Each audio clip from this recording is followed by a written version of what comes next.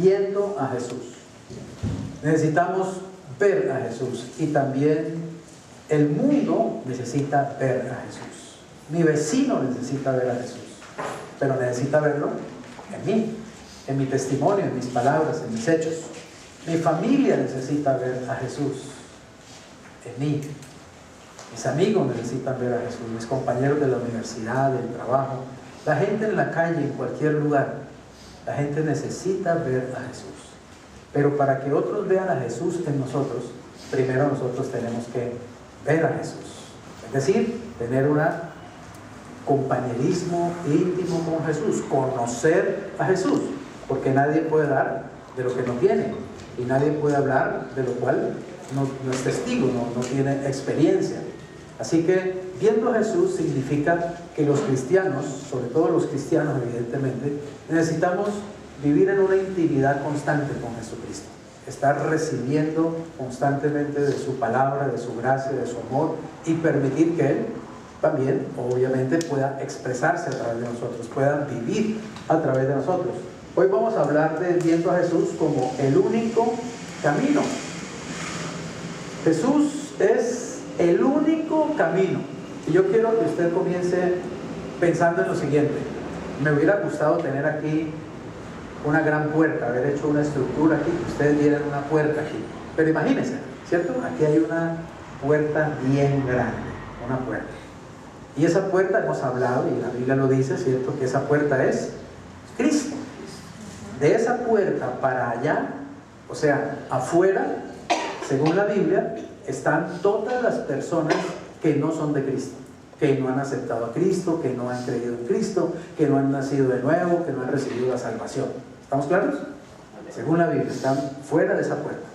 Y según la Biblia, todos están en el reino de las tinieblas y están bajo la potestad de Satanás, así lo dice la Escritura, y son, espiritualmente hablando, hijos de Satanás. Así no lo sepan, pero eso es lo que dice la Biblia. En otras palabras, de esa puerta para afuera hay un problema muy grande.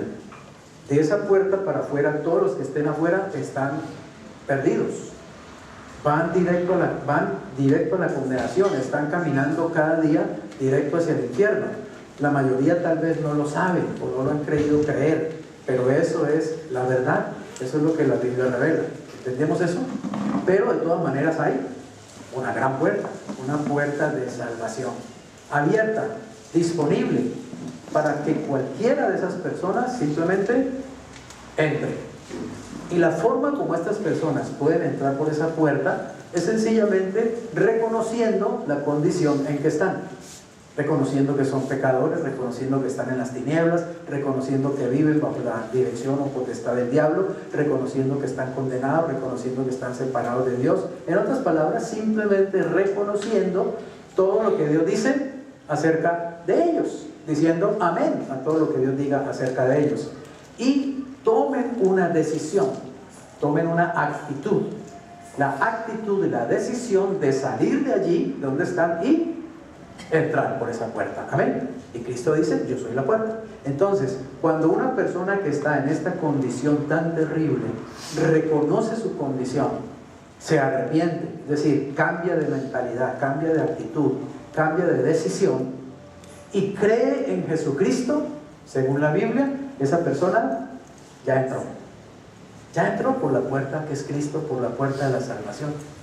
Y si ya entró, ya también salió de allá, de donde estaba, y ahora está en otro lugar. Sin embargo, la Biblia no dice que digamos que entra a una casa como para quedarse allí viviendo todo el día, o que entra a una playa como para quedarse allí pues observando el mar y todo el tiempo, sino que dice que entra, pero encuentra ¿qué? Un camino que no se ve allá el final, un camino. Dice en Mateo 7:14, porque estrecha es la puerta y angosto el camino que lleva ¿a dónde? A la vida. Y desgraciadamente también dice, y pocos son los que la hallan. No porque el Señor no esté ofreciendo todo el tiempo esa puerta y esa salvación, sino porque el ser humano no quiere. descuida, no le pone atención, está ocupado en muchas otras cosas, tiene interés en otras cosas, le da prioridad a otras cosas, y muchos no escuchan el mensaje de salvación, y muchos oyen el mensaje de salvación pero no lo creen, por lo tanto no pasan por esa puerta, desgraciadamente, y se quedan afuera de lo que Dios quiere regalarles. Así que detrás de la puerta lo que hay es un camino por donde andar, ¿cierto? Y hay una caminata continua. Tan pronto uno entra por esa puerta, uno no se puede quedar ahí quieto, sino que tiene que empezar a caminar, a caminar, a caminar. El cristianismo es un camino constante, un camino permanente, es un camino de fe y de obediencia constante, es un camino de arrepentimiento y de fe constante.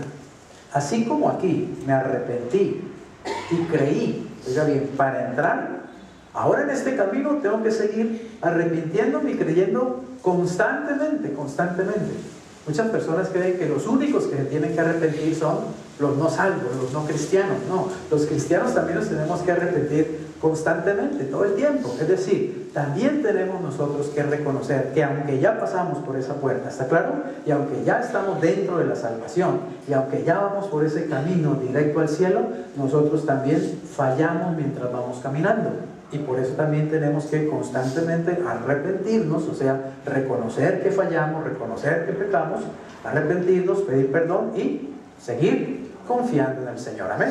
Así que, por eso dice, por ejemplo, en Colosenses 2:6, dice, de la manera que habéis recibido al Señor Jesucristo, andad en Él. ¿Sí? ¿Cómo lo recibimos? Por arrepentimiento y fe. ¿Cómo andamos cada día en Él? Por arrepentimiento y fe, constantemente, continuamente.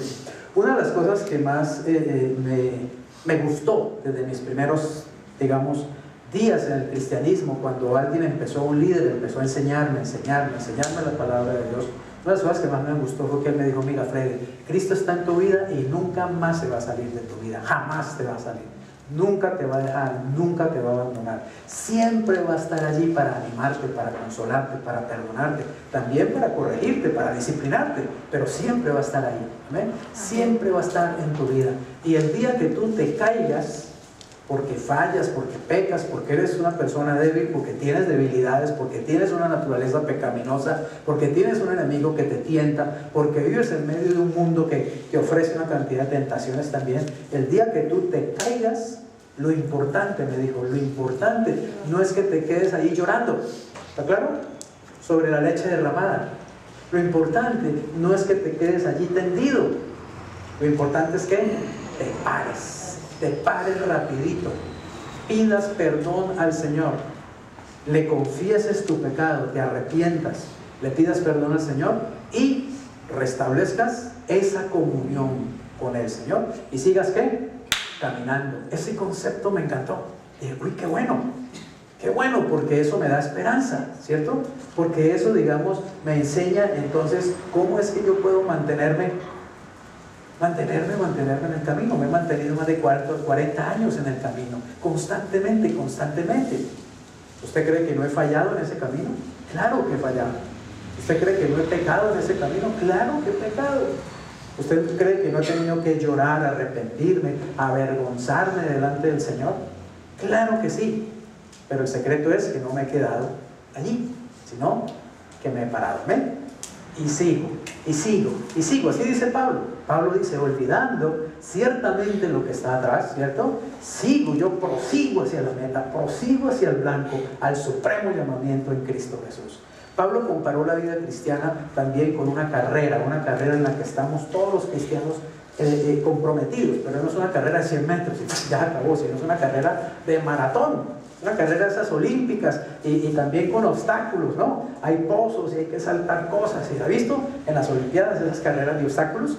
Los que van corriendo, corren muchos kilómetros y tienen que estar saltando continuamente y hay un pozo también y se caen, pero ¿qué pasa? Vuelven y se paran y siguen corriendo, porque es una carrera de maratón larga. Entonces Pablo dijo, yo corro la carrera, ¿cierto? De tal manera que no me quede a la vela del camino. Es decir, si me caigo, vuelvo y me paro y sigo. Porque dicen, muchos van quedando en el camino. Y no es que pierden la salvación, sino que pierden el paso. pierden la comunión con el Señor, pierden el seguir creciendo en Cristo. Muchos se quedan a la vera del camino sentados. En ese camino tú vas a encontrar a muchas personas sentadas a la vera del camino ahí, confundidos. ¿Qué pasa con ellos? ¿Perdieron la salvación? No, pero no están creciendo, no están adelantando, no están avanzando, ¿está claro? No están madurando en Cristo, se quedan ahí estancados. Muchos se han quedado estancados en la vida cristiana, ya no siguieron creciendo, se quedaron a la vera del camino, ¿cierto? Se quedaron allí cansados, tirados o confundidos. El diablo les puso una zancadilla y ¡pum! Y no la volvieron a levantar. ¿Por qué? Porque el diablo los llenó de culpa y el diablo les dijo: de este golpe no te vuelves a levantar. Pero al diablo hay que decirle: mentiroso, cochino, yo sí me levanto. En el nombre de Jesús me levanto, amén. Y en el nombre de Jesús yo me arrepiento, pido que la sangre de Cristo me limpie, me lave, y yo sigo caminando en fe y en seguridad y siendo lleno del Espíritu Santo. Así que eso es lo que hay que hacer. Es un camino en el que no debemos dejar de andar, no debemos dejar paso a paso, con paciencia, con perseverancia. Esto es como aquella fábula, ¿se acuerdan que nos contaban de la liebre y la tortuga cuando éramos niños? ¿Se acuerdan? Sí. Que la liebre, pues toda sobrada, ¿cierto? Porque ella sabe que es muy veloz. Le dijo la tortuguita: hagamos una carrera, ¿no? Y la tortuguita: sí, con mucho gusto, hagamos la carrera, ¿cierto? Y la liebre sobrada: esta tortuguita, me la papeo, mejor dicho, con la velocidad que yo tengo, ¿no? Y se pusieron en la meta de salir. Salió la liebre, mejor dicho, eso no dejó sino el polvero. Y la tortuguita empezó, ¿cierto? Y la liebre iba y volvía, se dejaba pasar por la tortuga, se acostaba por ahí, le daba tiempo, ¿cierto? Y luego volvía, se la pasaba y se burlaba, ¿no? ¡Ah, tortuguita! La tortuguita, hágale. Y en todas esas la liebre se fue distrayendo y se fue cansando. Entonces dijo: no, le tengo mucha ventaja, voy a echar una siesta. Y se acostó bien rico por ahí debajo de un palo. Y resulta que se quedó profunda. ¿Y la tortuguita qué? Pasó y llegó a la meta. Cuando la liebre se despertó y ya quiso, ya era tarde. Ya la tortuga le había ganado, ¿cierto? Esa es una fábula que nos contaban de niños para enseñarnos la importancia de ser perseverantes. No importa que vayamos despacio, pero vayamos seguro. Eso es la vida cristiana. La vida cristiana es ir seguro, paso a paso. La embarré, me caí, me levanto nuevamente en el nombre de Jesús. Pido perdón, pido ayuda al Señor, pido que me fortalezca y sigo caminando. No dejo de marchar, no dejo de caminar. Sin embargo, como digo, muchos, como la liebre, ya están durmiendo por abajo de un palo hace rato y se despistaron. Dejaron de ir a la iglesia, dejaron de leer la Biblia, dejaron de orar, ya no tienen tiempo o no tienen, digamos, fuerza, ¿cierto?, para las cosas espirituales. Cada vez les cuesta más trabajo, porque eso es igual que los ejercicios. Si usted dice: bueno, voy a hacer ejercicio, ¿cierto?, voy a ponerme a hacer ejercicio, y usted comienza un día y hace 10 minutos de ejercicios, y al otro día hace otros 10 minutos, y al otro día hace 15, y al otro 20, usted va sintiendo que su cuerpo cada vez se va poniendo más dispuesto, ¿cierto?, para el ejercicio. Es más, llega el momento en que usted no ve la hora, que llegue la hora del ejercicio. Usted quiere hacerlo, su cuerpo se lo está pidiendo, pero de pronto usted dice: bueno, hoy no voy a hacer ejercicio, mañana otra vez lo hago. Y ahí usted empezó a fallar, ¿cierto? Ya empezó a darle al cuerpo, y el cuerpo le dice: sí, mañana no te levantes temprano, durmamos, ¿para qué te levantas tan temprano a hacer ejercicio? Ya has hecho mucho ejercicio, ¿cierto? Déjalo así, pasado mañana lo hacemos. Y pasado mañana resulta que hoy tengo que hacer una vuelta en el banco, irme temprano. El hecho es que dejaste de hacerlo, ¿cierto? Y recuperar otra vez ese ritmo es bien difícil. Así pasa en la vida espiritual. Es igual, cuando uno tiene una vida de comunión permanente con Jesús, y entonces uno ora todos los días, lee la Biblia todos los días, asiste regularmente a la iglesia, ve, digamos, predicaciones cristianas, oye música cristiana, es decir, uno se está nutriendo constantemente, es más fácil caminar y tus músculos espirituales están más disponibles. Es más, te hace falta. Tú anhelas el momento de leer la palabra de Dios. No es la hora de estar allá en la oración, en intimidad con el Señor, ¿cierto? Te gusta participar en las cosas espirituales, etc.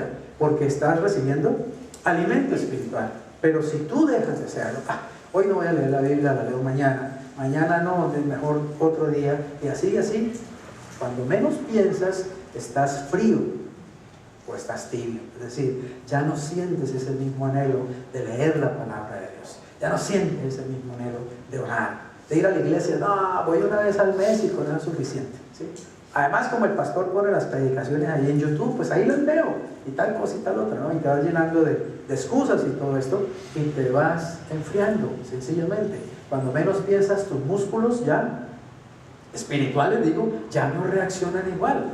Eso es igual que si uno va a jugar un partido de fútbol de 90 minutos, ¿qué tiene que hacer? ¿Qué han visto que hacen los jugadores antes? Calientan, ¿cierto? Todos ellos calientan. Usted no es un jugador que va saliendo ahí del camerino y sí, listo, al pitazo del partido, ¿no? ¿Por qué? Porque los músculos tienen que estar calientes, si no, luego va a tener allá un desgarre o una fractura o lo que sea, porque no calentó. Así tenemos que mantenernos calienticos en las cosas espirituales. Tenemos que estarnos motivando en las cosas espirituales. Tenemos que estar haciendo, digamos, ciertas cosas para que nos mantengamos vivos, espiritualmente hablando. Pero evidentemente, lo mejor para mantenernos vivos, espiritualmente hablando, es mantener una comunión muy estrecha con el Señor Jesucristo. Porque Jesucristo lo mantiene a uno vivo, lo mantiene calientico. Cuando usted está en la presencia del Señor, usted de ahí sale lleno del Espíritu. Usted no sale de la presencia de Jesucristo diciendo, ay, quiero ir a fornicar, quiero ir a meterme a un prostíbulo, a meterme en una borrachera bien terrible, ¿no? ¿Me hago entender? Jesucristo no motiva esas cosas, pero uno va dejando de estar con Él, y el mundo empieza a jalarlo, y la carne empieza a jalarlo, y Satanás empieza a jalarlo. Así que en ese camino estrecho, lo que hay alrededor, imagínense, es una cantidad de pantano, ¿sí? De barro, de pantano, de pecado. El mundo está ahí al lado. Así que usted tiene que mantenerse en ese camino. Por eso dice que es estrecho, porque es un camino en el que hay que mantenerse, digamos, todos los días en comunión con el Señor, buscando siempre obedecerle, oírle, hacer lo que es agradable delante de Él. Imagínense que en Hebreos 9:1 y 2 dice lo siguiente, perdón, en Hechos 9:1 y 2.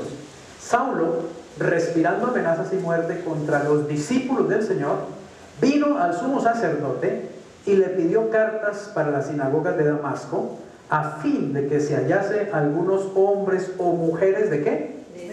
De este camino, los trajese presos a Jerusalén. ¿Sabe cómo lo llamaban al principio al cristianismo? El camino, así se le llamaba, así le llamaban los mismos discípulos. Mira, Wilson, yo ya estoy en el camino, te invito a que tú seas parte y te hagas parte del camino, porque no llamaban cristianos y no había la iglesia fulana, ¿cierto? La sutana, la mengana, la piti, no, eso apareció después, eso es una creación del hombre. La iglesia primitiva era una sola, se reunían en un lugar allí en Jerusalén, se reunían ni siquiera en un templo, se reunían en las casas, dice la escritura, ¿cierto?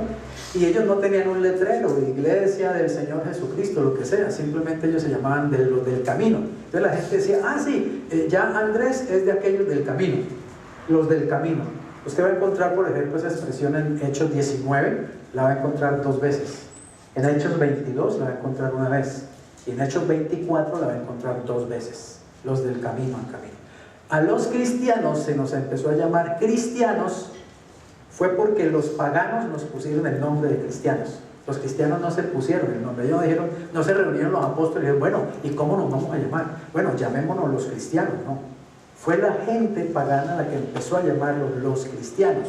Y así nos quedamos, los cristianos. Así nos conocen en el mundo, como los cristianos. Y esa palabra significa los pequeños cristos, en griego. O sea, los que son como Cristo, claro, pero en pequeño. Así que, de todas maneras, es un piropo, ¿cierto? Que nos digan los pequeños cristos.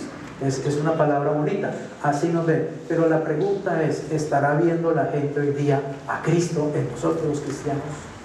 ¿Lo estará viendo o lo está viendo como muy borrosito, ¿cierto? Como muy desdibujado. Mire, muchas personas rechazan, dicen: yo rechazo a Cristo, yo rechazo a los cristianos, yo rechazo a la iglesia, todos son unos hipócritas, unos mentirosos, aquella gente más. Lo que la gente está rechazando no es a Cristo. Lo que la gente está rechazando es una mala imagen que le hemos presentado a Jesucristo. ¿Está claro? Una caricatura de Cristo. Cuando la gente se encuentra con el Cristo verdadero, la gente quiere estar con Cristo. La gente se siente atraída por Jesucristo. Por eso nuestro testimonio, evidentemente, en ese camino es muy importante. Es muy importante que en la medida en que vamos andando, vayamos dejando un buen testimonio donde quiera que vamos. La Biblia le llama dejar un olor grato. ¿Ya ha pasado en alguna ocasión que usted entra a un ascensor o pasa al lado de una persona y lleva un perfume rico? ¿Usted qué hace? ¿Cierto? Qué rico huele, ¿cierto? La mujer hasta van y pregunta: ay, disculpe, ¿qué perfume es ese? ¿Cierto? Usted está usando que me gustó para comprarlo, ¿no? Pero ¿qué pasa al contrario? Cuando usted está en el mío allí y hay alguien ahí con... ¿cierto? Y usted es más bajito y le toca precisamente ahí, ¿cierto? Horrible, ¿cierto? Cuando alguien huele feo. Uy. Bueno, la Biblia dice que nosotros los cristianos somos olor grato, ¿sí? Para los que se salvan. Puede que no seamos olor grato para los que se pierden. A los que no les gustan los cristianos y no les gusta Cristo, los cristianos le olemos feo, no les gustamos. Ciertos años, cristianos tan aburridos, cristianos tan hartos, cristianos tan a la fiesta, ay, no, que gente de los cristianos. Pero el que está dispuesto para la salvación va a sentir un olor grato, ¿sí? Así que nosotros debemos dejar olor grato donde quiera que vayamos, con nuestra conducta, con nuestras palabras. Las dificultades en el camino, de hecho las hay, ¿no? Porque el camino es un camino de vida. ¿Y hay dificultades en la vida o no? ¿Hay dificultades en este mundo? ¿Cierto? Jesús dijo que las íbamos a tener, ¿no? En el mundo tendrán aflicción, pero confíen, yo he vencido al mundo. Lo que tenemos es que confiar, creer, perseverar en la confianza. Habiendo entrado ya por la puerta, nos ocuparemos en andar por el camino hasta el final de nuestros días. Comparado con la facilidad con que entramos por la puerta, el caminar parece pesado y difícil. La salvación es fácil, ¿cierto? ¿Qué le dicen a uno? Crea en Jesús. Reconozca que usted es un pecador, ¿cierto? Venga al Señor arrepentido y reciba a Cristo por la fe. ¿Y qué tuvimos que hacer? Tuvimos que hacer muchas cosas, muchas maromas. Fue muy difícil inclinar nuestra cabeza y decir: Señor Jesucristo, yo reconozco que soy un pecador, ¿cierto? Yo te necesito, te abro las puertas de mi corazón. Fue fácil, ¿sí o no? Fue sencillo. Pero una vez que uno entra, uno encuentra que hay un camino, y el camino es largo y culebrero, como dicen, ¿cierto? El Señor dijo que era angosto. Y uno va a encontrar que hay dificultades en ese camino, pero vale la pena. ¿Amén? Vale la pena caminar por ese camino, porque al fin y al cabo el camino es Cristo mismo. Y Él va a estar conmigo en ese camino. Lo interesante es que Él camina conmigo durante toda esa travesía. Pedro dijo que nosotros somos peregrinos, ¿cierto? Y que somos extranjeros. Es decir, personas que van por un camino permanente hacia su patria, hacia un lugar especial, que todos anhelamos llegar ahí y todos sabemos que vamos para allá. O sea que en ese camino hay que mantener la comunión con Dios, hay que mantener paz en el corazón, hay que orar, hay que leer la Biblia, hay que adorar, hay que testificar de Cristo, como nos están hablando en estos días en los devocionales. Hoy Clarita terminó precisamente con ese punto 10, testificar, ¿cierto? Y tenemos que también manifestar dulzura, santidad. La gente espera de nosotros los cristianos, ¿cierto? Que seamos pacientes, que seamos cordiales, que siempre estemos sonriendo, que seamos, amistosos. O sea, esperan que nos miden con una vara alta, esperan bastante de nosotros, ¿cierto? Y por eso es que nos están observando permanentemente y también nos están criticando y también nos están juzgando y condenando, porque la gente espera realmente ver a Cristo en nosotros. Y ciertamente no es fácil eso, no es fácil ser cristiano. En realidad, ser cristiano en verdad es imposible, en realidad es imposible en nuestro propio esfuerzo, ¿está claro? Es posible en el poder del Espíritu, es posible si dejamos a Cristo vivir a través de nosotros. Si vamos a tratar de hacerlo nosotros en nuestro propio esfuerzo, va a ser realmente como subir el Everest, mejor dicho, ¿cierto? Pues sin una cuerda ni nada, ¿no? Va a ser muy difícil. Pero ninguna de estas cosas, oiga bien, es el camino. Es decir, el camino no es mantener la comunión con Dios, el camino no es leer la Biblia, el camino no es orar. Esas son cosas que más bien resultan de andar con Cristo. A veces ponemos la carreta delante de los bueyes, ¿está claro? A veces creemos que porque yo oro es que Dios me va a bendecir, que porque yo testifico es que el Señor me va a dar la salvación, que porque yo me porto de cierta manera es que el Señor me va a dar una palmadita en el hombro. No es así, realmente es al revés. Es porque yo estoy con Él y en Él en permanente unidad que eso es un resultado, ¿entendemos? Es decir, si yo realmente tengo una comunión muy fuerte con Jesús, constante, diaria, como resultado de eso, yo voy a salir a testificar. ¿Entendemos? Si yo mantengo una buena comunión con Jesús, como resultado de eso, yo voy también a orar, yo voy a leer la Biblia, yo voy a vivir en santidad. Es un resultado. Pero a veces ponemos la carreta delante de los bueyes, creyendo que es porque yo me esfuerzo por andar en santidad, que es que el Señor me va a recibir. Y eso no es así. Él ya me recibió, Él ya me aceptó, Él ya me amó. Es un resultado realmente de estar con Él. Así que la vida cristiana no consiste en estar haciendo 1000 cosas para agradar a Dios, sino en estar con Él en comunión. En una ocasión Jesús fue a la casa de Marta y María, las hermanas de Lázaro, ¿cierto? Y dicen que el Señor llegó allí y Marta inmediatamente chumbulún a la cocina, porque vino Jesús con sus discípulos. Entonces Marta quería que agradarlo, ¿sí? Y Marta se metió a la cocina y se empezó a sacar ollas y sacó pan de bono y pan de yuca y bueno, empezó a hacer masato y empezó a hacer sancocho y qué sé yo, ¿cierto?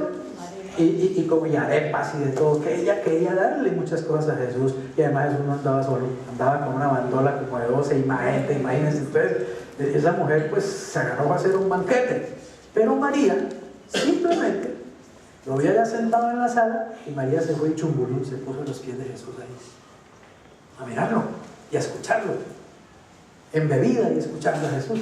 Y Marta en la cocina, y Marta se asomaba: María está María, ¿qué está haciendo allá? Debería estar aquí ayudándome, ¿cierto? Y seguía por acá, y se quemó, se quemó con la estufa y toda la cosa, y se puso más brava y se fue estresando y volvía y salía, y María, pero María, ¿por qué no viene a ayudarme? Hasta que no se aguantó, ¿cierto? Y se fue hasta donde Jesús: Señor, es que tú no tienes cuidado, o sea, es que usted no ve lo azarada que estoy, dígale a mi hermana que venga a ayudarme, que al fin y al cabo le estoy haciendo es comida para usted, ¿cierto? Y eso le dijo: Marta, Marta, afanada y turbada estás con muchas cosas, una sola cosa es necesaria, y tu hermana ha escogido la mejor parte. ¿Qué está diciendo Jesús ahí? Que Él no nos está pidiendo que andemos hasta aquí, ¿está claro? De trabajo con Jesús, para agradar a Jesús, como esclavos, a lo mejor estresados, hasta con enfermedades del corazón y todo. El pastor con taquicardia porque ¿sí? Ni descansa, porque estoy sirviendo a Jesús. Yo no le estoy pidiendo eso, Marta.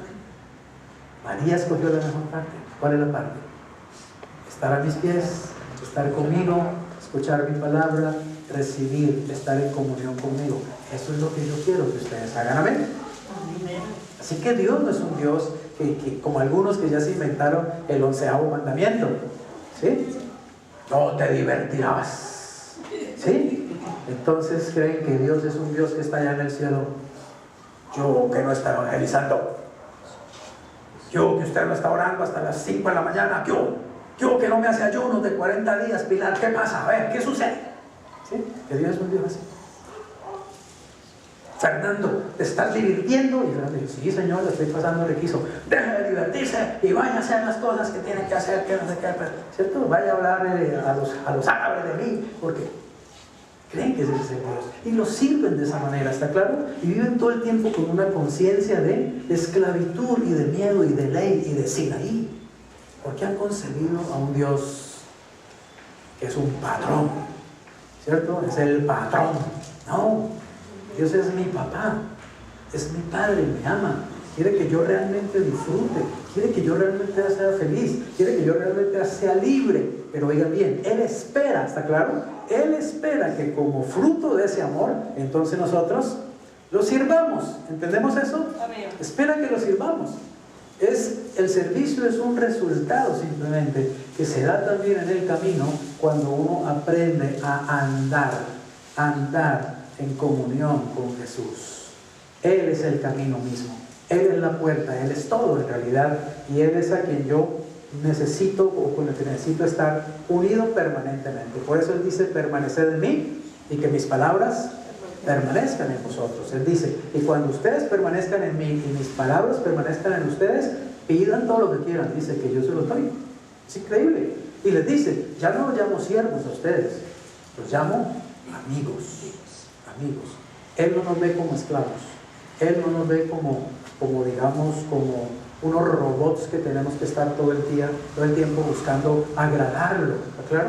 Agradarlo todo el tiempo, porque hay que buscar las pantuflas, porque si no se enoja, me pega, ¿sí? Y tengo que llevarle la agüita, porque si no me manda un rayo y me calcina, ¿sí? Y ahí tengo que llevarle las pepitas para el estrés, porque si no, bueno, qué sé yo, ¿cierto? No. Él es un Padre que nos da libertad realmente, una tremenda libertad, que está con nosotros siempre, que está disponible las 24 horas del día y que espera de nosotros simplemente una relación de amor, una relación de libertad. Ya nos salvó y nos hizo libres para que nosotros ahora en esa libertad decidamos vivir para Él, porque sabemos que es lo mejor. Amén.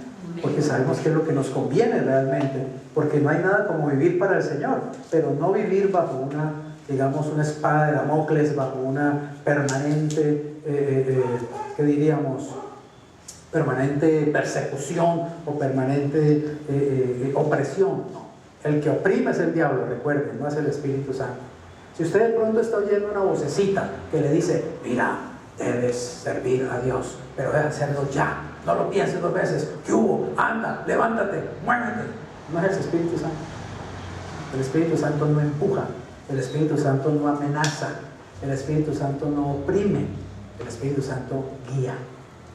Guía y espera que tú tomes la decisión. ¿Está claro? Te da tiempo para que inclusive reacciones. El diablo es el que, haciéndote creer que es Dios, te amenaza, te hace sentir mal, te hace sentir pecador, te hace sentir miserable, te hace sentir que tú no mereces nada, etcétera, etcétera. Esa es la voz de Satanás. Hay que aprender a discernir. Ahora, yo he vivido por experiencia esto. Cuando el diablo me habla y yo no corro a la primera palabra que me dice, sino que espero para saber si realmente es la voz de Dios, porque Él es astuto, ¿está claro? Él finge la voz del Señor. Él hace que se parezca a su voz y dice cosas que uno cree que sí son de Dios. Lo que yo hago es que espero realmente. ¿Saben por qué? Porque la voz del diablo con el tiempo se va apagando, se va debilitando. Cuando es el Espíritu Santo es al revés. Con el tiempo la voz va siendo mucho más clara. Y además el Señor tiene, digamos, la ternura y tiene el detalle de darte confirmaciones para darte seguridad, claro, para que tú sepas que realmente es Él el que te está hablando. Él no te va a decir: ¿qué hubo, Andrea? Hágalo ya, no lo piense. Ese no es el Señor. Él te dice: Andrea, haz esto y espera que tú reacciones, ¿está claro? Y te anima a que reacciones. ¿Se acuerdan de Gedeón? El Señor se le aparece atrás del ángel y Gedeón no está como muy seguro. Entonces Gedeón: ay, Señor, pero es que la cosa es que, uy, pero sí seré yo, pero usted sí cree que yo soy la persona, Señor. Pero bueno, permítame una señal, ¿cierto? Y el Señor nos dijo: déjame de señales. Y decía: vaya rápido, que ya me va a sacar la piedra, ¿cierto? Voy a perder la paciencia. No, el Señor dijo: sí, a ver, Gedeoncito, ¿qué quiere? No, Señor, me voy a poner un vellón, o sea, un pedazo de cuero de oveja, ¿cierto? De lana. Voy a poner un vellón allá en la tierra, y si ese vellón mañana amanece, digamos, seco, todo el rocío alrededor, pero el vellón está seco, pues yo sé que el asunto es de Dios, ¿cierto? Es Dios el que me está hablando, es Dios el que me está dando dirección. ¿Y qué le dijo el ángel? ¿Cierto? El ángel me dijo: voy a decirle a Dios inmediatamente, y créelo sin vergüenza, le voy a decir a Dios para que te mate por no obedecer o por no. El Señor sabe que somos débiles, ¿ok? El Señor sabe que necesitamos ciertas orientaciones. El Señor sabe que necesitamos cierto tiempo también. Dios no nos va a empujar. Y vino y pasó, ¿cierto? El vellón se quitó. Y yo no diría que ya dijo, bueno, listo, ya estoy seguro que lo monta. ¡No! Entonces el ángel, bueno, ahora sí va a ir. No, pero es que sabe que esto hay que analizarlo, es que esto no es así nomás. ¿Sí? ¿Por qué no me permite el Señor que hagamos la señal, pero al revés ahora? Que todo esté seco alrededor y el vellón esté bien mojado, bien mojado. Bueno, hágale pues. Ese es Dios, es tu Padre, te ama, te espera. Usted no espera a sus hijos a veces también, dándoles da tiempo para que ellos reaccionen, para que ellos maduren, para que ellos entiendan también lo que usted quiere de ellos. Usted no los empuja ni los amenaza a traer la policía si no vas inmediatamente a hacer esto, no. Así que conozcamos el Padre que tenemos realmente. Ahora mire, el peso de la conciencia es precisamente lo que produce Satanás, o sea, nos produce culpa, ¿sí? No nos deja pensar y nos produce culpa. Y nos hace sentir que no servimos, que no amamos a Dios, que Dios no nos ama, que Dios no está con nosotros, etc. Son puras mentiras. Quiero decirles 3 cositas acerca del pecado que siempre les digo, porque me las enseñaron y cuando las aprendí, las empecé a entender, son muy necesarias acerca del pecado. Del pecado tenemos que saber por lo menos 3 cosas muy importantes. En la Biblia, una cosa es la paga del pecado, ¿ok? Otra cosa es el poder del pecado. Y otra cosa es la presencia del pecado. Según la Biblia, la paga del pecado consiste en que había que pagar con la muerte por el hecho de ser pecadores, ¿cierto? La paga del pecado es muerte. Pero la dádiva, o sea, el regalo de Dios es ¿qué? Vida en Cristo Jesús. Entonces, el pecado nos exige un precio, una paga, la muerte. No se puede pagar con otra cosa. Uno puede decirle, ay Señor, ¿y qué le parece si le pago el pecado ahí con unos $2 millones? ¿Qué le parece bien? O Señor, ¿qué le parece si le entrego mi carro BMW y le pago? No. Lo que Dios exige es muerte. La paga del pecado es muerte. Pero resulta que todos sabemos, ¿cierto? Que ni siquiera nuestra muerte serviría para pagar por nuestro pecado. ¿Por qué? Porque nuestra sangre es pecaminosa, no es pura, está contaminada, entonces nuestra sangre no sirve. O sea, a Dios hay que pagarle con sangre por el pecado. Y yo no puedo decirle, bueno, listo, Señor, voy a hacer que me saquen toda la sangre, yo se la ofrezco a usted y usted me perdona y me salva. Me dice, sí, es que su sangre es picha, su sangre no me sirve, su sangre está contaminada.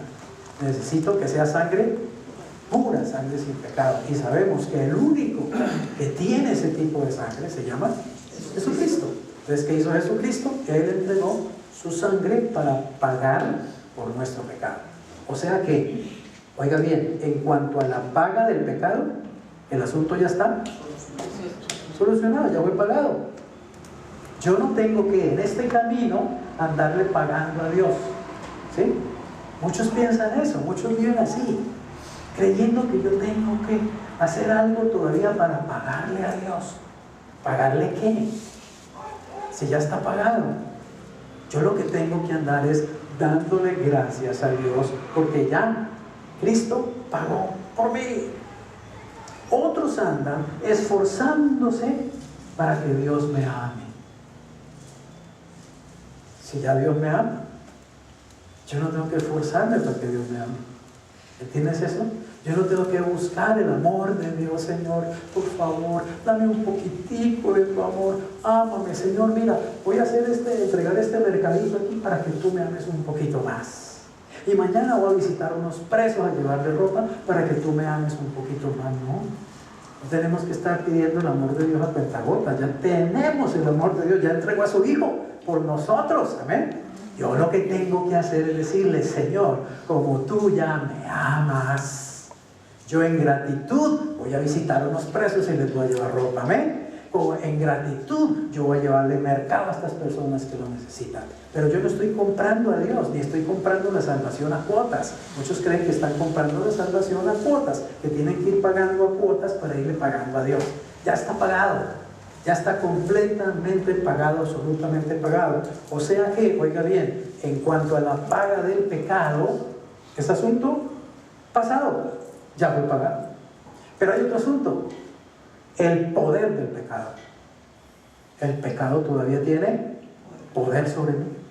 Aunque ya fue pagado, de todas maneras el pecado todavía ejerce poder sobre mí. ¿Por qué? Porque yo tengo una naturaleza pecaminosa, débil, proclive a pecar.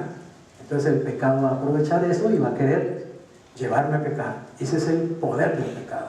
Pero Cristo está en mi vida, oiga bien, para irme librando también del poder del pecado. Él no solo me libró de la paga, Él también me va librando del poder del pecado. Y eso se llama en la Biblia santificación. Para eso es que me dio el Espíritu Santo. ¿Entendemos eso? Para que el Espíritu Santo vaya ayudándome a vencer el poder del pecado.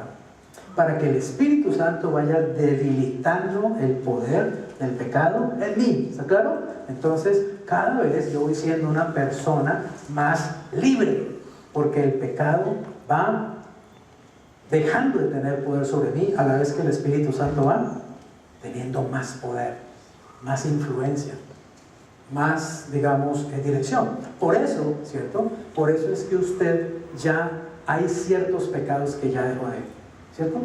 Ya dejó de hacerlo, usted ya no peca en ciertas cosas, peca en otras, claro, pero ya hay muchos pecados que usted ya le resbala. ¿Por qué? Esos pecados perdieron poder sobre usted. ¿Por qué perdieron poder? Porque el Espíritu Santo te ha ido santificando, te ha ido haciendo crecer en poder, te ha ido madurando en Cristo Jesús, ha ido formando el carácter de Cristo en ti. Yo le pregunto, ¿hay alguno aquí, digamos, que esté esperando, ay, ¿a qué hora acabará el pastor para ir a tomarme 14 cervezas bien ricas? ¿Hay alguno aquí que piense así? ¿Cierto que no? A usted eso ya eso le parece asqueroso, le sabe a feo esa cuestión, ¿sí o no? Ay, ¿a qué horas terminar la reunión? Voy a meterme allá a un cabaret a oír música de despecho. ¿Sí? ¿Hay alguno de ustedes que ame eso? Que realmente sienta que si no lo hace, uy, no, usted no es feliz, ¿no? ¿Cierto que no? Ya no, usted ya no ama esas cosas. ¿Pero por qué? ¿Por qué usted ya no las ama? ¿Es porque usted es mejor que otros? No, es porque el Espíritu Santo ya hizo una obra en usted. Pero pregunto, ¿estamos ya perfectos? No. ¿Estamos ya completos? Ya le podemos decir, Espíritu Santo, creo que ya te puedes jubilar, te puedes pensionar, tranquilito.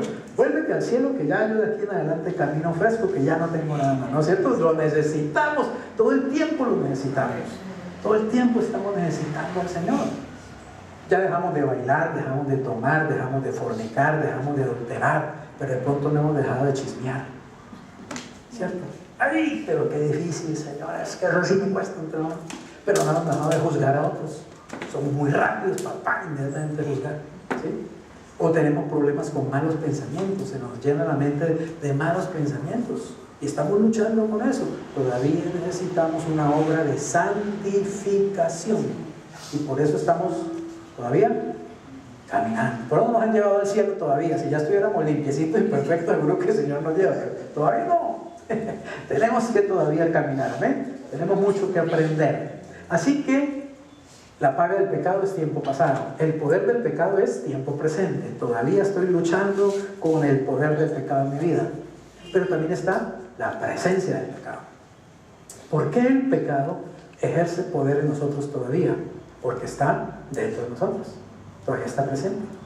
Cristo entró en mi vida y el pecado no salió por otra puerta. Hubiera sido muy chévere, ¿cierto? Que Cristo entrara y el pecado inmediatamente saliera y vivíamos una vida pues perfecta, seríamos unos cristianos perfectos, pero no es así. Cristo entró y el pecado igual se quedó ahí. Y el pecado se queda allí para hacerle oposición al Espíritu de Dios. Y los dos empiezan a luchar, pero en la medida que yo me someta al Espíritu, el Espíritu gana. O en la medida que me someta a la carne gana. Entonces es muy importante las decisiones que yo tome cada día. Si va a ser la carne a la que voy a darle poder, o va a ser el Espíritu Santo al que lo voy a dejar vivir y controlar mi vida. Obviamente lo inteligente, ¿cierto? Lo sabio es dejar que sea el Espíritu, porque el Espíritu me va a llevar a todo lo bueno, a una vida de paz, a una vida de gozo, de prosperidad, de seguridad, de fe, de fruto, de santidad.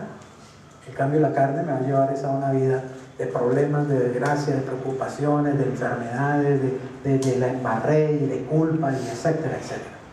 Así que en cuanto a la paga del pecado, tiempo pasado, ya fue pagado. En cuanto al poder del pecado, tiempo presente, estoy siendo librado. Y en cuanto a la presencia del pecado, tiempo futuro, un día seré completamente libre de la presencia del pecado. ¿Cuándo? Cuando me muera. Por eso Pablo dijo, para mí el vivir es Cristo y el morir es ganancia. ¿Por qué ganancia? Porque ya la presencia del pecado salía para siempre de él. Ya no tenía Pablo que luchar con el pecado. ¿Se imaginan que viene un día maravilloso en que ya no tendremos que luchar con malos pensamientos, con malas emociones, con malos sentimientos? Que ya no tendremos que luchar con amarguras, con dolores, con tristezas, con miedos, con rabias, lo que sea. ¿Por qué? ¿Cómo? Exactamente. Con nada que sea malo. ¿Por qué? Porque el pecado habrá salido de nosotros. Mire, cuando nos muramos, lo que sucede es que el cuerpo se queda, ¿cierto? Y el espíritu y el alma van al Señor. Entonces lo que sucede en la muerte es una separación.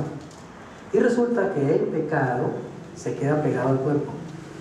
El pecado no se le pega de las piernas al espíritu y se va para el cielo, ¿claro? Porque no puede entrar al cielo, el pecado no puede entrar al cielo. Si el pecado se pegara de las piernas del espíritu y llegara allá al cielo, allá lo cogen y lo devuelven. Así que el pecado no se va en el espíritu y el alma, que están lavadas con la sangre de Cristo, sino que se queda pegado al cuerpo. Y como el cuerpo se pudre, el pecado se queda sin tener ya nada que usar. Porque ¿qué es lo que usa el cuerpo? Dice la Biblia. ¿Qué es lo que usa el pecado? Nuestro cuerpo, nuestros miembros. Por eso Pablo dice, veo una ley en mis miembros que me lleva a la ley del pecado. Yo quiero hacer lo bueno, pero hay una cosa en mi cuerpo, dentro de mí, que me lleva a hacer lo malo. Entonces saco una deducción, que yo, o sea, en mi alma, en mi espíritu, en mi corazón, yo ya no quiero hacer lo malo, pero el pecado todavía mora en mí. El mal está en mí. ¿Quién me librará? ¿De qué? De este cuerpo de muerte, es decir, de este cuerpo que el pecado utiliza como un vehículo para producir muerte. ¿Quién me librará? Gracias doy a Dios por Jesucristo. Jesucristo es el que me libera del pecado.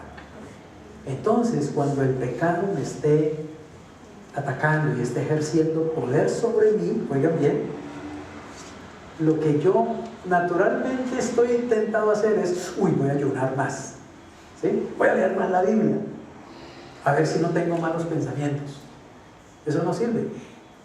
Lo que tengo que hacer es decirle, Cristo, libérame del poder de ese pecado. Saca de mí. Aún cambia mis emociones y cambia mis deseos. ¿Sabe que el Señor lo hace? Cambia los deseos y las emociones de uno respecto al pecado. Entonces dejo de amar ese pecado y ese pecado ya no es un problema para mí. Y voy y leo la Biblia tranquilamente, y voy y hago ayuno, porque también es bueno hacerlo, pero ya no es como, hago entender, como tratando de hacer algo para librarme del pecado. Siempre se lo digo, mire, la vida cristiana se puede vivir de dos maneras.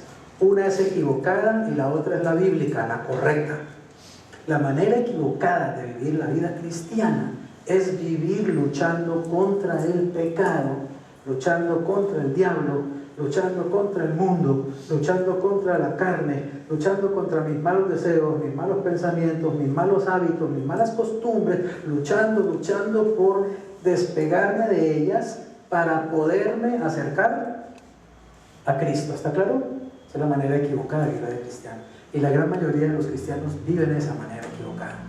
La manera correcta es, con todas las tentaciones que tengo, con la carne que tengo, con los malos deseos que tengo, con los malos pensamientos que tengo, con toda la mugre que tengo encima, ir a Jesús. ¿No me recibe Jesús? Si recibe a los pecadores, ¿no recibe a un cristiano? A un hijo.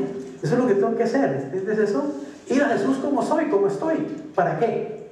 Para que Él me lave, para que Él me limpie, para que Él me restaure, para que Él sí me coja con un cepillo del Espíritu Santo y me limpie de toda porquería, ¿está claro? Y me deje limpiecito y me deje bien liviano y me llene del Espíritu Santo.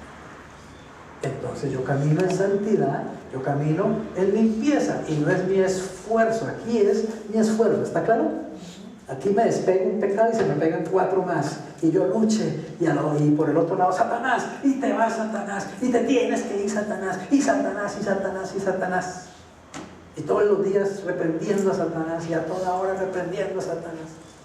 Y en la esquina de la iglesia, en la esquina, reprenden a Satanás y vete Satanás, pero parece que vete a la iglesia a la otra esquina, porque ahí también comienzan a echarlo para afuera. Y todo el tiempo es eso, ¿sí? Esa no es una vida cristiana de libertad y de gozo y de paz.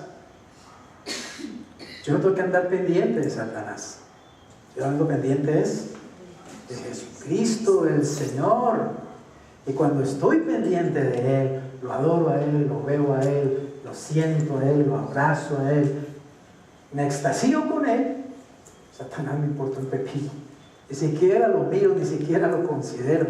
Y viene ahí a tratar de hablarme, yo, vaya, estoy aquí con mi Señor, estoy adorando a mi Señor, cállate, ya, simplemente, ¿entiendes?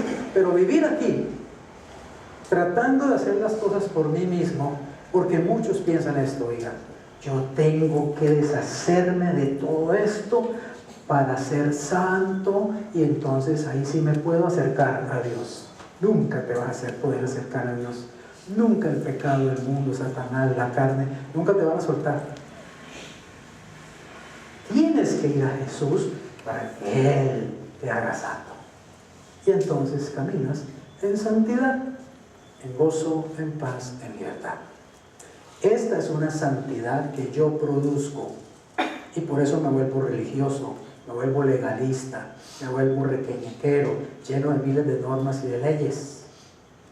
Y cuando consigo inclusive algo, un poquito de santidad aquí, entonces se me sube el ego, se me sube el orgullo. ¿Sí? Entonces ando, ¿sí? Soy el santo. Caigo en otro pecado que es peor, el orgullo. Y entonces empiezo a ver a los demás como, ¿cierto? ¿Has ayunado 40 días como yo, Wilcito? ¿Sí? ¿De qué sirve un ayuno en la carne? Es una, ¿cómo se llama? Es una aguantada de hambre. Una gastritis. Lo que tengo que hacer, mis queridos hermanos, es entender que yo por mí mismo nada puedo. Que Dios, oigan bien, Dios no me está pidiendo a mí que yo lo produzca, que yo lo haga. Dios no me está diciendo, Freddy, hazte santo para que te puedas acercar a mí. Sin santidad nadie verá al Señor. Claro que nadie verá al Señor sin santidad, pero ¿cuál santidad? ¿La que yo produzco aquí o la que Él me da? La que Él me da. Él me da santidad para que yo pueda verlo, para que yo me le pueda acercar. No es una santidad que yo tengo que fabricar aquí. Entonces las religiones siempre están diciendo, fabrica santidad, fabrica santidad, fabrica santidad, porque sin santidad no podrás acercarte al Señor, sin santidad no podrás ver al Señor. Pero el Evangelio es, yo no puedo producir santidad como la que Dios quiere. Entonces tengo que permitir que el santo, el único santo verdadero Jesucristo, venga y me dé su santidad, me vista con su santidad. Entonces Él y yo podemos ¿qué? Acercarnos a Dios, podemos ver a Dios, oír a Dios, sentarnos en las piernas de Dios, acariciarle la barba a Dios, darle piquitos en las mejillas a Dios, acercarnos bien a Dios. ¿Por qué? Porque estamos revestidos de la santidad, no la que yo produzco, sino la que me dieron, la que me dio Jesús. ¿Qué requiere eso? Que yo me humille, que yo reconozca que yo nunca voy a poder ser agradable a los ojos de Dios por mí mismo, nunca me voy a poder justificar por mí mismo. ¿Sabe qué dice Gálatas 3:10? Dice, porque los que viven según la ley están bajo maldición. No bendición, maldición, dice la Biblia. ¿Por qué? Porque nadie se justifica ante Dios por la ley, sino que es por la fe, por la gracia. Así que nadie se puede justificar, dice, por la ley, porque la ley dice, el que haga esto se salvará. ¿Y quién lo hace? Nadie. Entonces tengo que acudir al camino, ir a aquel que sí lo hizo, que es Jesús, y dejar que Él me justifique. Lo que tengo que decirle es, Señor, hazme santo. Y Él hace santos. Él tiene una fábrica de hacer santos. ¿Entienden? Pero es Jesús el que fabrica santos. No es la iglesia el que fabrica santos. No es el pastor fulano de tal que tiene la unción para fabricar santos. No es la denominación tal que es la única verdadera que hace santos. No es nada humano. Es solo Cristo. Por eso Él es el camino. ¿Amén? El camino para todos.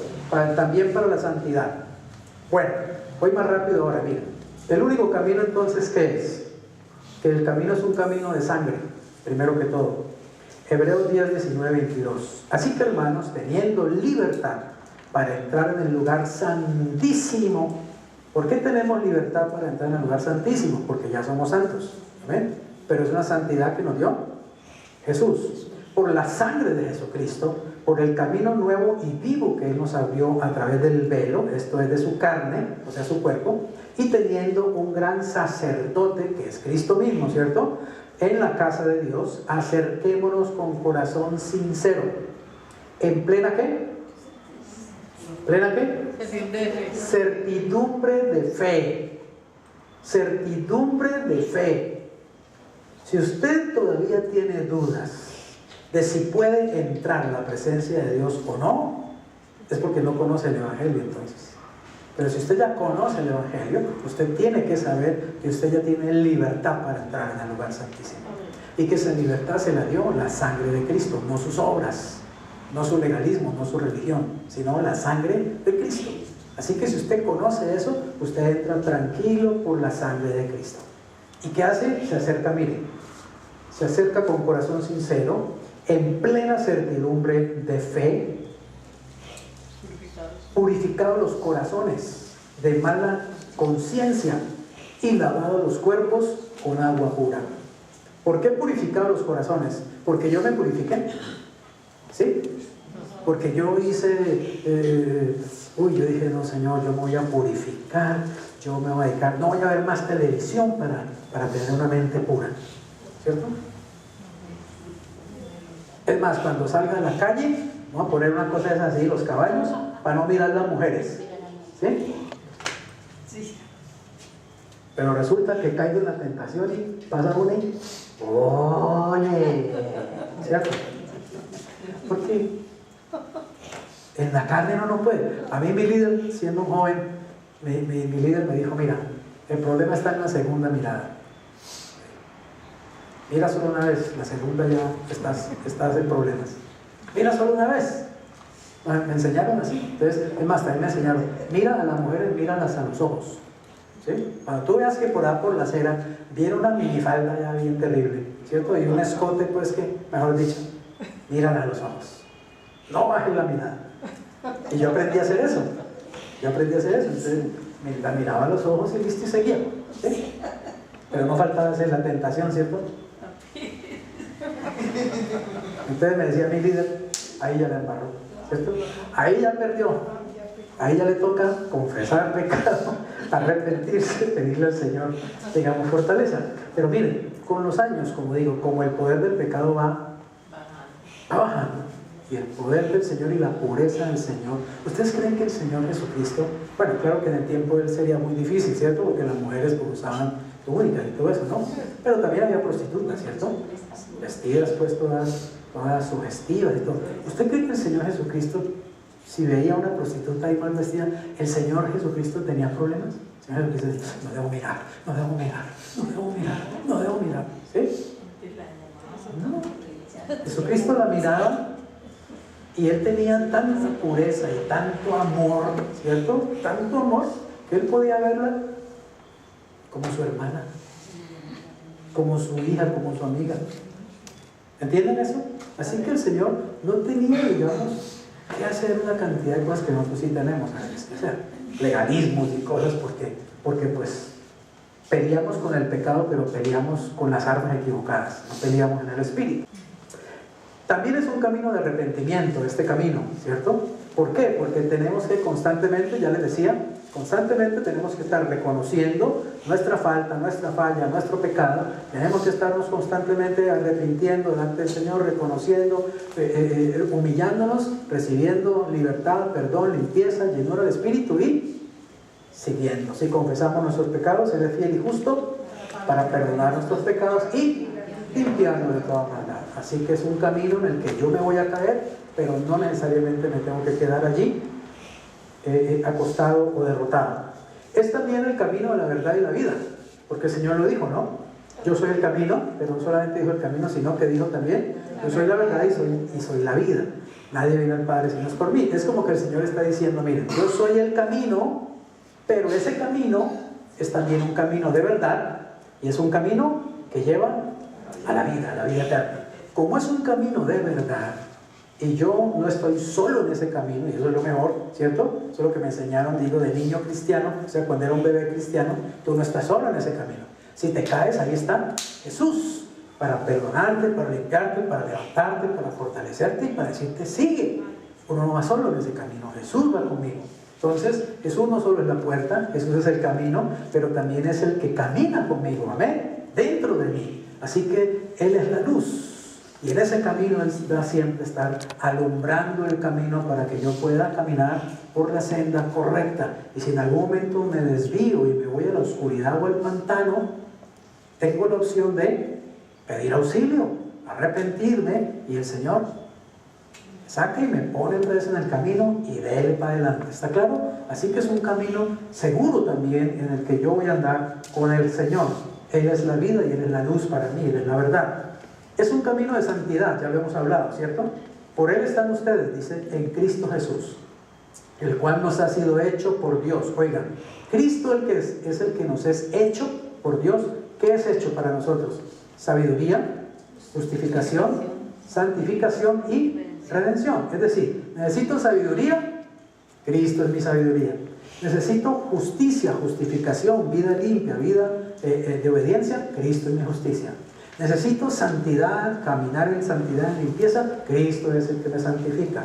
Necesito redención, o sea, salvación, Cristo es el que me salva. Él es todo realmente. Lo chévere es que en este camino Jesús lo es todo, ¿okay? Él es la puerta, Él es el camino, Él es el que camina conmigo, Él es mi sabiduría, mi santificación, etc. Y como está escrito, el que se gloría, gloríese entonces ¿en quién? En el Señor. Yo no puedo gloriarme de nada porque nada realmente he hecho yo, lo hace todo el Señor, toda la gloria es para Él. Yo no puedo decir, miren hermanos, es que ustedes tienen que admirarme y ustedes tienen que ponerme alfombra cuando yo pase y aplaudirme, porque es que yo soy una persona ya muy santa, ¿sí? Yo le debo todo eso a Jesús. Simplemente la gloria es para Él. Si alguna santidad hay en mi vida, la ha producido Jesús. Yo no puedo. ¿Está claro? Por eso dice que es por gracia, mediante la fe, y que no es por obras, para que nadie se gloríe. Dice Romanos 6:2, ya terminando, mas ahora que han sido ¿qué? Libertados del pecado y hechos siervos de Dios, tienen por su fruto la santificación. ¿Y como fin qué? El infierno, ¿cierto? No, la vida eterna. ¿Qué es como fruto de la santificación? Lo que ya le expliqué. El Espíritu Santo me va haciendo cada vez más santo. Entonces, miren, yo soy un santo que está en un proceso de santificación. ¿Entendemos eso? No soy un santo que está en un proceso de pudrición y de corrupción. Soy un santo que está en un proceso de santificación. Y como estoy en un proceso de santificación, finalmente la meta es la vida eterna, no el infierno. La vida es la salvación, no la condenación. Pero en ese proceso de santificación, entonces va a haber lucha, va a haber problemas, va a haber dificultades.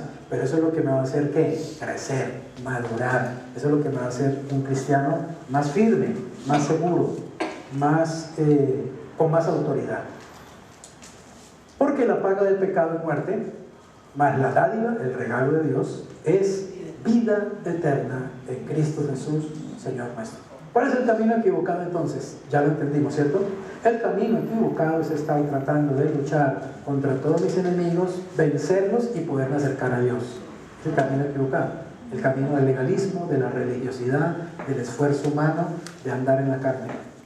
El camino correcto es acercarme a Dios tal como soy, con mi debilidad, con mi imposibilidad, con mi incapacidad, reconocer eso delante de Dios y recibir la fortaleza, la armadura, el poder, la autoridad, la limpieza, el perdón, la salvación, la restauración que me da. Entonces ahora sí vengo y enfrento al mundo, la carne del enemigo, pero vengo es en el poder de Dios, no en mi propio esfuerzo.